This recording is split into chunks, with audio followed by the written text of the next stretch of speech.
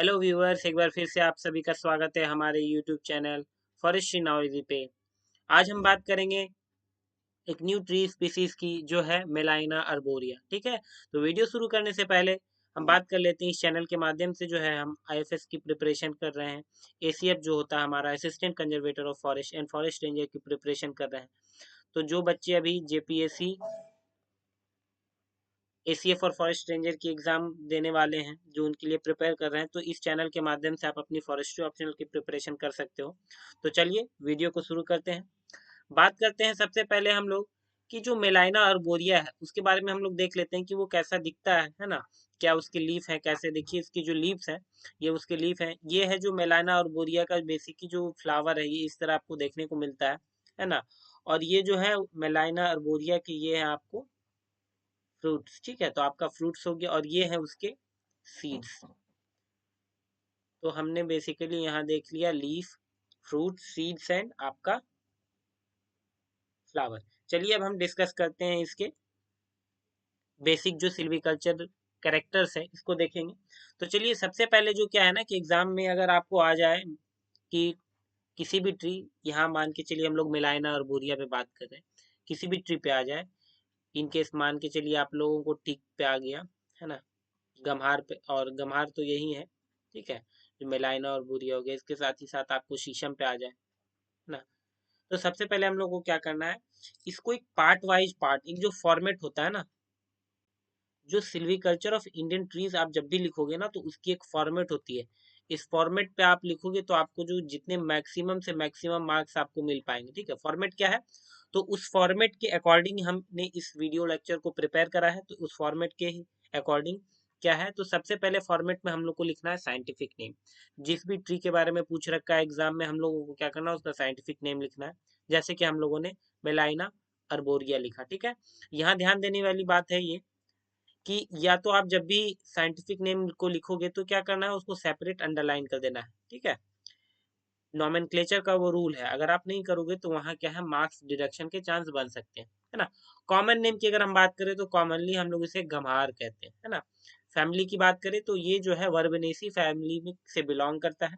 बात करते हैं अब हम डिस्ट्रीब्यूशन की, कि ये जो मेलाइना अर्बोरिया है इसकी डिस्ट्रीब्यूशन कहाँ कहाँ अपने को देखने को मिलते हैं।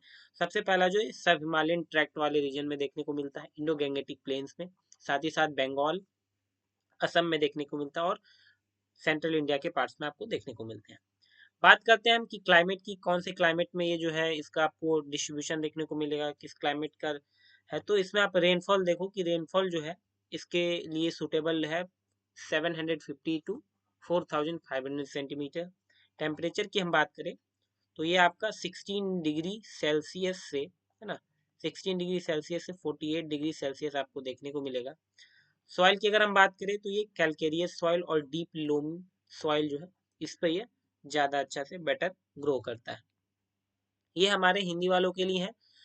ये हो गया आपका मेलाइना अर्बोरिया। देखिए यहाँ पे जो इसकी जो आप लिखोगे तो ये लिखने पे आपको गेमेलाइनिया अर्बोरिया दिखाएगा, बट जब आप इसको प्रोनाउंसिएट करोगे तो ये जो हमारा ग है ना, और यहाँ पे जो हमारा जी है, ये क्या होता है, ये बेसिकली जो है साइलेंट है। ठीक है, इसलिए मेलाइना अर्बोरिया।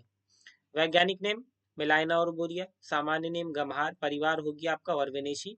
वितरण की बात करें तो उप हिमालय क्षेत्र, ठीक है, फिर आपके गंगा के मैदान के भाग, और उसके बाद आपका बंगाल, असम और मध्य भारत। जलवायु की अगर हम बात करें तो देखिए वर्षा जो है 750 से 4500, तापमान और मिट्टी जो है चुनेदार और गहरी दोमट मिट्टी पे आपको देखने को मिलेगा।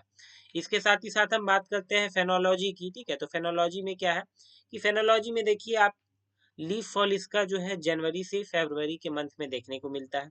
लीफ रिन्यूअल जो है ये मार्च से अप्रैल के महीने में, और फ्लावरिंग जो है इसकी ये आपको अप्रैल टू जुलाई देखने को मिल जाती है। जो व्यूअर्स नए हैं उनको मैं बता दूं कि फेनोलॉजी क्या होता है, कि ये जो हमारी ट्री होती है ना, ट्री में जो आपका लीफ फॉल कब हो रहा है, ठीक है, नई पत्तियां कब आ रही है, फ्लावरिंग कब हो रहा है, तो इन सभी चीज को बेसिकली हम लोग जो है ना फेनोलॉजी में बात करते हैं, डिस्कस करते हैं। ये आपके हिंदी वालों के लिए हो गया।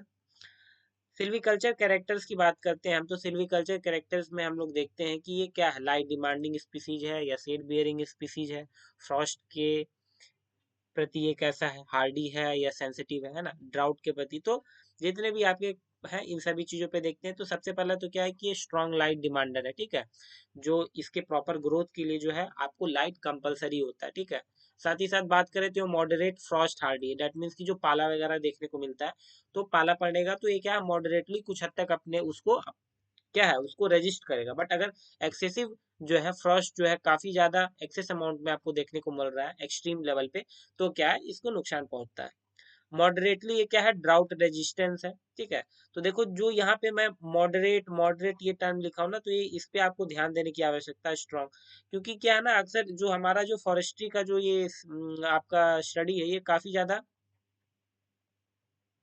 टेक्निकल है। तो आपको ये मेंशन में जब आप करोगे strong light demander, moderate Frost Hardy, moderate drought resistant, तो जो एग्जामिनर जो आपका कॉपी चेक कर रहा होगा वो समझेगा कि नहीं, ये जो बंदा है जिसने इस आपका जो कॉपी आपने लिखा है, वो समझेगा कि हाँ ये जो है इसको फॉरेस्ट्री की जो अच्छी खासी नॉलेज है, ठीक है।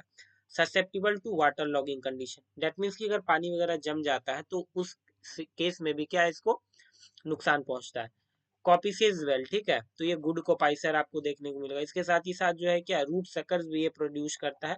और it is susceptible to browsing, that mean browsing वगैरह की समस्या जो होगी तो ये क्या है, इसको काफी ज्यादा नुकसान देखने को मिलता है। ये हमारे हिंदी वालों के लिए वानिकी विशेषताएं, या फिर आप इसको क्या कर सकते हो, वानिकी चरित्र भी लिख सकते हो, है ना। प्रकाश की आवश्यकता की बात करें तो ये प्रबल प्रकाश की मांग करता है। ठंड प्रतिरोध में क्या है, ये मध्यम ठंड सहनशील है। सूखा प्रतिरोध की बात करें तो ये मध्यम सूखा प्रतिरोधक क्षमता इसमें है। जल भराव के प्रति संवेदनशील है, डेट मीन की जल भराव वाला जो सिचुएशन आएगा वाटर लॉगिंग में, तो ये क्या होता है, इसको हार्म पहुंचता है। कॉपिसिंग की बात करें तो ये अच्छी तरह से कॉपिसिंग करता है। जड़ से चूसने देखिए यहाँ पे एक थोड़ा ये आपको देखना होगा, इसको आप ऐसे काट दो, यहाँ पे सिंपल हम लोग को लिख देना है कि ये जो है रूट सकर्स, ठीक है, रूट सकर्स आप ऐसे लिख देना। और ये लिख देना कि इसमें रूट सकर्स उत्पन्न करने की क्षमता होती है, या फिर ये रूट सकर्स उत्पन्न करता है, ठीक है। तो ये वाला जो पॉइंट है इसको आप मत लिखना। ब्राउजिंग के प्रति संवेदनशील, ठीक है, तो ये ब्राउजिंग सेंसिटिव होता है। अगली हम बात करते हैं रीजनरेशन की, ठीक है। तो रीजनरेशन में यहाँ हम लोग को नेचुरल रीजनरेशन जो है इसकी सीड्स के थ्रू होती है। आर्टिफिशियल रीजनरेशन जो हम लोग तीन तरह से करते हैं, पहला तो हम लोगों ने सोइंग कर दिया, दूसरा प्लांटिंग, और तीसरा क्या है, स्टम्प प्लांटिंग। स्टम्प प्लांटिंग क्या है, ये हमने अपने अर्लियर वीडियोस में काफी बात करी है, तो इसको आप देख लीजिएगा, है ना। पुनर्जनन, यहाँ प्राकृतिक पुनर्जनन बीजों के द्वारा, कृत्रिम पुनर्जनन जो है बुआई है, रोपाई है, और स्टम्प रोपण के द्वारा किया जाता है। इसके बाद हम बात करते हैं मैनेजमेंट एंड सिल्वीकल्चरल सिस्टम की, कि ये जो मेलाइना और बोरिया हम इसको जो ग्रो कर रहे हैं, कल्टीवेशन कर रहे हैं, तो किस सिस्टम के अंदर करते हैं। तो इसमें दो सिस्टम है, एक तो सिलेक्शन सिस्टम के अंदर, और दूसरा कॉपीज विद स्टैंडर्ड सिस्टम, ठीक है। ये दोनों सिस्टम क्या होती है, इस पर डिटेल हमारी वीडियो बन रखी है, लिंक मैं डिस्क्रिप्शन में दे दूंगा, वहां से आप जाके देख लेना। ये हिंदी में हमारे प्रबंधन और वानिकी प्रणाली, तो पहला जो है ये चयन प्रणाली है। इसमें क्या होता है, पौधे के चुनाव के आधार पे हम लोग क्या करते हैं, फेलिंग वगैरह करते हैं, है ना। और ये है मानक प्रणाली के साथ कॉपीसिंग, ठीक है, दैट मीन्स क्या, कॉपीसिंग विद स्टैंडर्ड सिस्टम, ठीक है। तो यहाँ क्या है कि यह प्रणाली पेड़ों की कटाई और पुनर्जनन पर आधारित है, जिसमें कुछ पेड़ों को कटाई के बाद स्टम्प के से उगाया जाता है, ठीक है। तो ये आप है बेसिकली। इसके बाद हम बात करें यूटिलाइजेशन की, इसका कहाँ का यूज देखने को मिलता है, तो सबसे पहले पैनलिंग में, फर्नीचर वगैरह बनाने में, कारपेंट्री वर्क में, इसके साथ ही साथ मैच वुड और आपका जो प्लाईवुड है इसमें देखने, और साथ ही साथ यहाँ आपको मेडिसिनल यूज भी इसका देखने को मिलता है ना। ये हमारे हिंदी में उपयोग में पैनलिंग हो गया है, दीवार और छत पैनलिंग में, फर्नीचर बनाने में, बढ़ईगिरी कारपेंटर में, कारपेंट्री वर्क में, है ना। उसके बाद माचिस और प्लाईवुड और औषधीय उपयोग भी आपको देखने को यहाँ पे मिलता है। तो चलिए इस वीडियो में इतना ही। वीडियो पसंद आया हो तो लाइक कर दीजिएगा, चैनल को सब्सक्राइब करके बेल आइकन प्रेस कर दीजिएगा, सो दैट कि मेरी वीडियोस आप तक रेगुलरली पहुंचते रहे। Thank you and have a nice day.